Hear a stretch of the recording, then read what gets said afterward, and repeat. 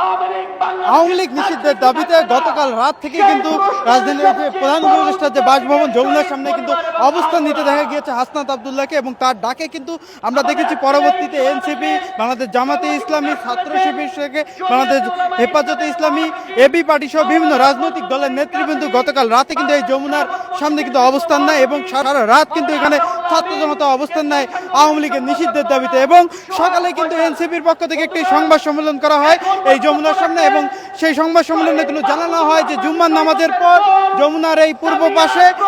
তারা একটি বড় জমায়েত করবে, এবং জুম্মার নামাজের পর কিন্তু সেই জমায়েত শুরু হয়। আপনারা দেখছেন আমার পিছনে যে স্থানটি, এটি হচ্ছে একদম প্রধান উপদেষ্টার বাসভবনের পূর্ব পাশ ফ্লোরের জায়গা, এবং এই জায়গাতেই কিন্তু আপনারা দেখছেন যে ট্রাকের করে কিন্তু সমাবেশ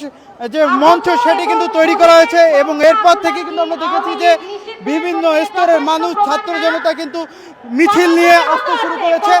জুম্মার নামাজের আগ থেকে দেখেছি আমরা ছাত্র জনতার এখানে উপস্থিতি, এবং সমাজ যত কিন্তু গড়াচ্ছে, মানুষের উপস্থিতি কিন্তু তত বাড়ছে। এই মুহূর্তে কিন্তু জনসমুদ্রে পরিণত হয়েছে রাজধানীর যে এই প্রধান উপদেষ্টার যে বাসভবন এলাকা যমুনায়, সেই যমুনার সামনের এই ছাত্র জনতার সমাবেশ, এবং এই সমাবেশ থেকে কিন্তু বিভিন্ন সমাবেশ মঞ্চে কিন্তু উপস্থিত আছেন সার্জিস আলম, হাসনাত আব্দুল্লাহ সহ এনসিপি বিভিন্ন নেতৃবৃন্দ, বৈষম্য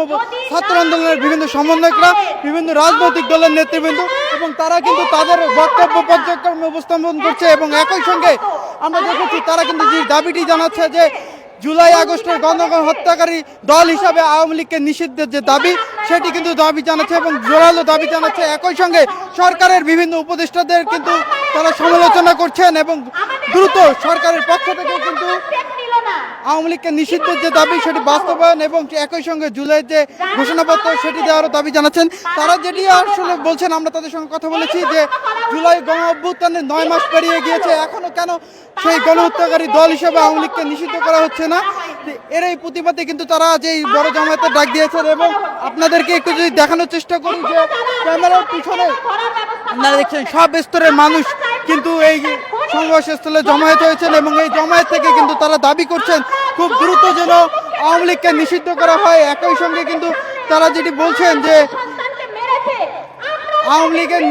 রাজনীতি এই দেশে নিষিদ্ধ করতে হবে, এবং তারা যেন কোনোভাবে নির্বাচনে অংশগ্রহণ করতে না পারে, এই দাবি জানাচ্ছেন। একটু তথ্য দিয়ে রাখি যে এর আগে বৃহস্পতিবার রাত 10টা থেকে কিন্তু বিক্ষোভ করছে এখানে হাসনাত আব্দুল্লাহ, এবং তিনি কিন্তু প্রথম এখানে এসে অবস্থান কর্মসূচির ডাক দেয়, এবং তার আহ্বানে কিন্তু সাড়া দেয় বিভিন্ন রাজনৈতিক দল ও সংগঠনের নেতাকর্মীরা। এবং রাত 1টার দিকে কিন্তু মিছিল নিয়ে যমুনার সামনে আসেন কিন্তু এনসিপির আহ্বায়ক নাহিদ ইসলাম ও সদস্য সচিব আক্তার হোসেন, এবং তাদের সঙ্গে দলের কেন্দ্রীয় নেতারাও কিন্তু ছিলেন।